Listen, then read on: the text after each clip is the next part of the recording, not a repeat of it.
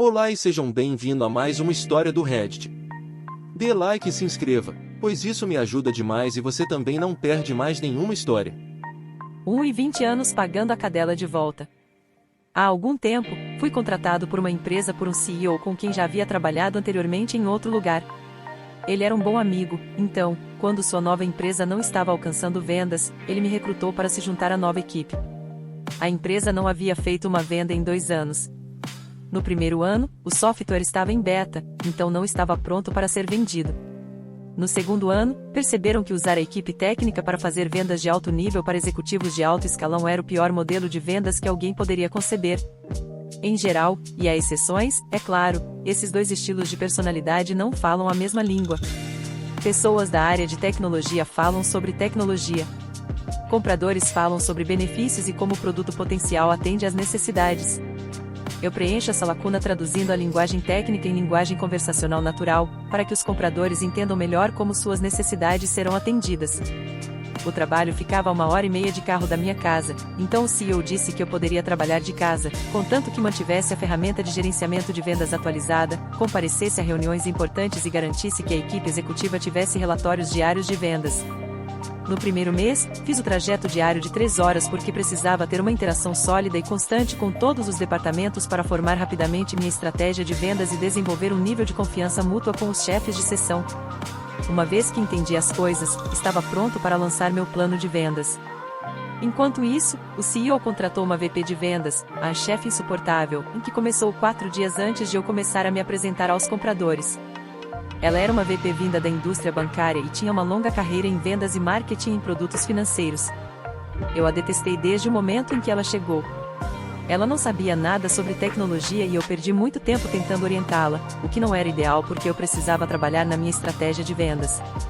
Eles a contrataram porque ela tinha forte experiência em atrair investidores financeiros. No entanto, segui em frente. Viajei para um estado-alvo e passei 19 dias cruzando. Quando voltei, tinha 17 contratos de compradores totalizando cerca de cifrão 2M em vendas. Meu CEO estava extasiado. Avançando 6 meses e agora trabalhando de casa, tudo estava indo bem. As vendas estavam fortes. O CEO estava feliz. Coisas boas estavam acontecendo. A chefe insuportável conseguiu um investidor disposto a investir cifrão 6M na empresa, e eles estavam vindo para uma reunião de descoberta.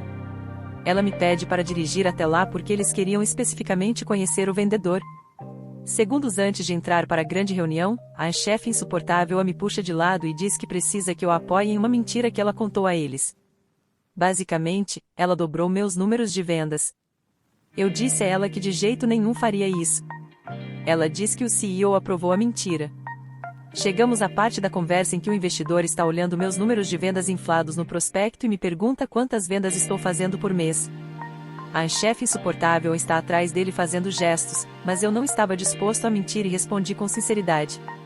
Ele olha de lado, olhando para o documento que tem o número falso listado, enquanto ela me lança um olhar furioso. Ninguém diz uma palavra. Silêncio total. Peço para ver o documento e o destino me permite resolver o dilema.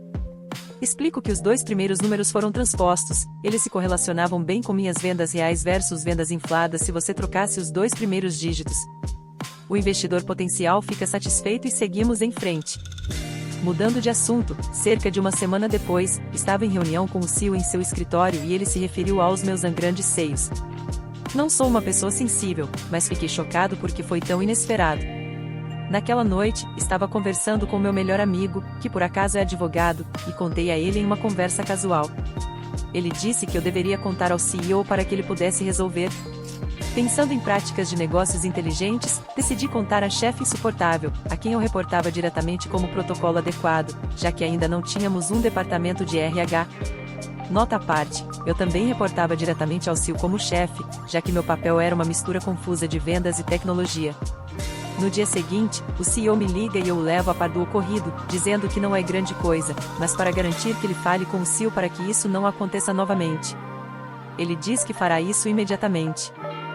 2 dias depois, falo com ele e o CEO ainda não havia falado com o CEO porque os investidores estavam na cidade.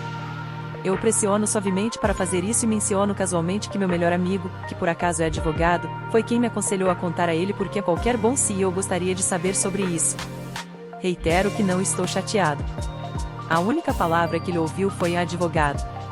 Ele ficou furioso por eu estar envolvendo um advogado na situação. Esse cara era meu bom amigo. Trabalhamos juntos em 2 empresas por anos. Acalmei-o, ou pelo menos pensei que sim, explicando que só queria que ele falasse com o CEO. Também disse a ele que não havia envolvido um advogado, que estava apenas conversando inocentemente com meu melhor amigo, que por acaso é advogado de defesa criminal. Ele parecia bem e desligamos. No dia seguinte, estou trabalhando como de costume e recebo uma ligação de uma advogada que explica que a empresa a contratou em relação à minha alegação de assédio sexual. Fiquei perplexo e disse enfaticamente que não era o caso, que eu não tinha nenhuma reivindicação contra a empresa. Ela disse o contrário. E foi aí que tudo mudou. Dramaticamente. O CEO estava furioso comigo por trazer isso à tona quando os investidores estavam nos observando. Sua reação definiu o tom que se espalhou. A empresa começou a retaliar contra mim. A chefe insuportável agora fez de sua missão tornar minha vida um inferno, esquecendo de me informar sobre reuniões importantes que eu deveria comparecer, me excluindo quando eu estava no escritório, dizendo que eu não podia mais nem falar com o CEO, um problema, já que estou vendendo um produto tecnológico de vários milhões de dólares precisando de sua opinião e eu reportava diretamente a ele como meu outro chefe, negando-me umas férias planejadas e aprovadas, basicamente qualquer coisa que ela pudesse inventar para me prejudicar, ela estava fazendo com prazer. Coincidindo com isso, desenvolvi um grave problema de saúde que acabou exigindo cirurgia. Minha doença não teve impacto no meu trabalho, pois pude trabalhar de casa, o que facilitou minha saúde. A chefe insuportável então decidiu que eu precisava ir ao escritório todos os dias, apesar de uma viagem de ida e volta de 3 horas. Agora, sei que você está pensando, porque eu simplesmente não saí, procurei outro emprego em outro lugar. Eu precisava do seguro-saúde. Não havia como conseguir outro emprego rapidamente e eu tinha uma cirurgia complexa agendada que exigia 3 cirurgiões para o procedimento. Meu médico me deu uma nota que me isentava de fazer o trajeto diário, para que eu pudesse continuar trabalhando em casa. Enquanto meu trabalho não sofresse, eles legalmente não poderiam me forçar a fazer o trajeto, especialmente porque trabalhar em casa fazia parte do meu contrato de trabalho desde o início. Na noite anterior à minha cirurgia, a chefe insuportável me liga para dizer que cancelaram meu seguro-saúde. Depois de desligar com ela, desmaiei no chão. Eu estava muito doente e mentalmente exausto com todo o estresse. Na manhã seguinte, o CEO liga desesperado pedindo para falar comigo. Minha mãe se recusa a deixá-lo. Estou oficialmente de licença a partir daquela manhã e estamos indo para o hospital. O CEO contou à advogada dele sobre o cancelamento do meu seguro-saúde e ela o repreendeu, dizendo que era ilegal. Eles imediatamente reinstalaram meu seguro. Nas 2 semanas em que estive fora, minha mãe encontrou um advogado para mim, pois estava claro que estavam acontecendo trapaças. Ainda precisava deles como empregador porque não estava em condições de procurar emprego rigorosamente enquanto me recuperava. Acontece que todas as besteiras que estavam fazendo comigo eram ilegais. As empresas não podem retaliar os funcionários quando eles denunciam atos nefastos contra eles.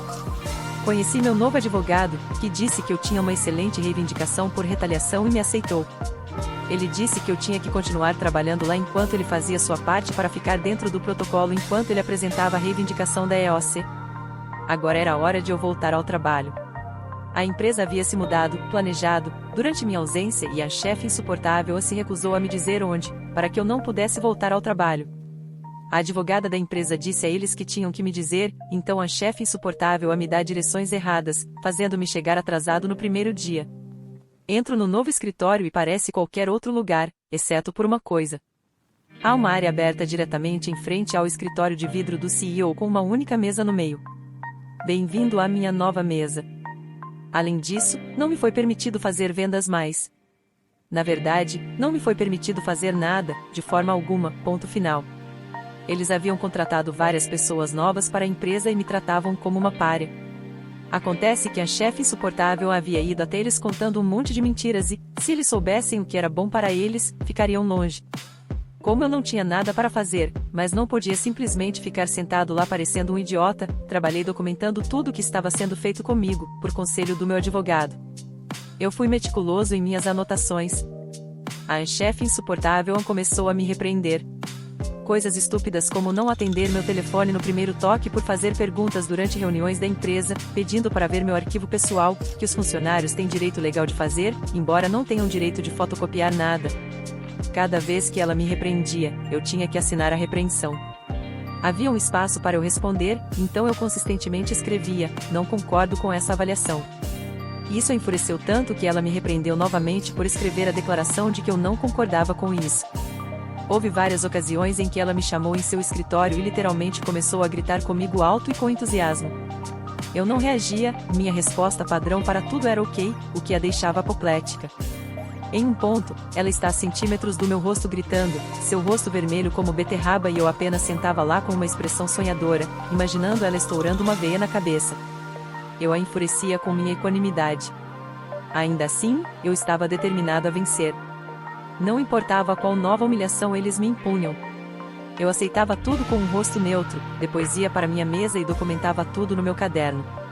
Ela detestava meu caderno, certa de que eu estava fazendo exatamente o que estava fazendo. Documentando. Por ser minha propriedade pessoal, ela não podia tirá-lo de mim. Eu tinha que carregar todos os meus pertences comigo para todo lugar, reuniões da empresa, banheiro, almoço, porque a peguei uma vez vasculhando minha gaveta, na minha bolsa. Embora tenha me dado grande alegria escrever uma nota lendo a foda-se em que deixei na minha mochila e ajustei para poder dizer se ela entrou nela, o que ela fez. Aguentei tudo com uma cara corajosa, só desabando uma vez que saí para o dia. Meu advogado recebeu muitas ligações chorosas durante esse período. Finalmente, o dia chega em que meu advogado tem o que precisa e posso renunciar. Melhor ainda, ele aconselha que eu não preciso dar um aviso prévio de 2 semanas. Volto do almoço e digito minha carta com uma frase: renuncio imediatamente. Levo para o cara do RH, que também participou de suas maquinações malignas, e entrego a ele.